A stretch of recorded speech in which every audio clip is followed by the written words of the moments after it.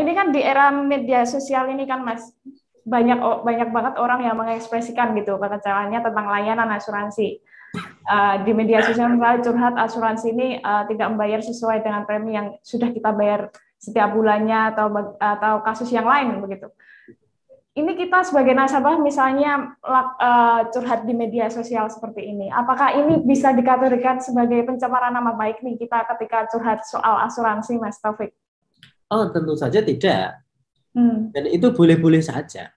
Jadi setiap orang, seperti saya katakan, setiap orang itu boleh mengungkapkan ekspresinya itu di media sosial, karena itu media yang memang terbuka, setiap orang boleh mengungkapkan. Gitu.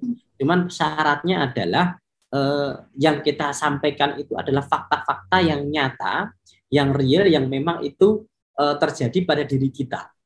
Jangan sampai kemudian kita mengungkapkan sesuatu yang itu hanya asumsi kita, ternyata dalam perjanjian nggak seperti itu.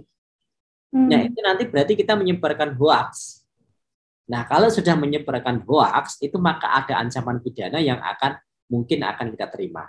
Nah, media sosial itu saya gambarkan sederhananya seperti apa ya, newspaper lah ya, kayak koran begitu. Setiap orang kan boleh saja nulis di koran, memberitakan apa aja kan boleh-boleh saja.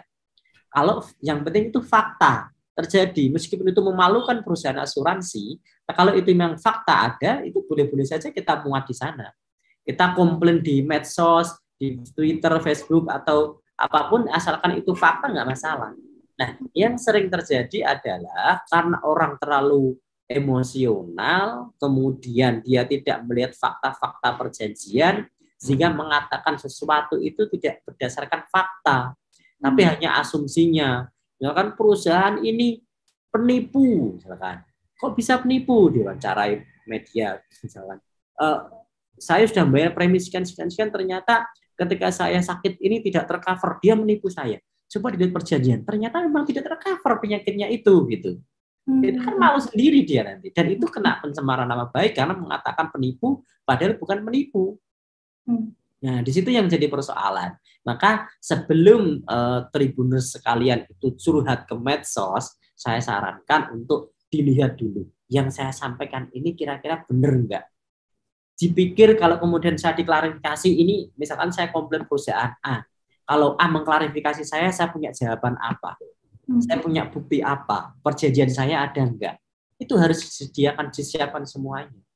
Gitu. Kalau tidak, sangat-sangat berisiko terjadi pidana pencemaran nama baik melalui ITE. Nah, makanya sekali lagi dalam dunia asuransi ini perjanjian itu menjadi kunci utama untuk kemudian kita melakukan komplain atau keberatan-keberatan apapun. Termasuk ketika kita ke medsos, itu menurut saya sebenarnya positif dalam hal kita memberikan edukasi kepada masyarakat supaya tidak ada lagi korban-korban seperti kita misalkan yang sudah mengalami ini gitu. Cuman sekali lagi dengan data yang benar. Ya, dengan data yang benar, dengan kata-kata yang tidak mencemarkan nama baik, tapi fakta itu terjadi.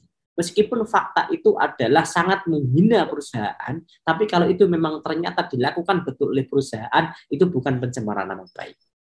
Pencemaran nama baik itu ketika kita menuduhkan seseorang A padahal dia tidak melakukan A itu. Tapi sekalipun dia kita tuduh sangat buruk ya, pencuri, penipu, pemadat dan sebagainya. Kalau yang faktanya dia itu bukan pencemaran nama baik. Faktanya dia melakukan itu, gitu. Itu bukan pencemaran, itu kenyataan. Dan itu boleh-boleh saja kita sebarkan di media sosial. Terima kasih sudah nonton. Jangan lupa like, subscribe, dan share ya.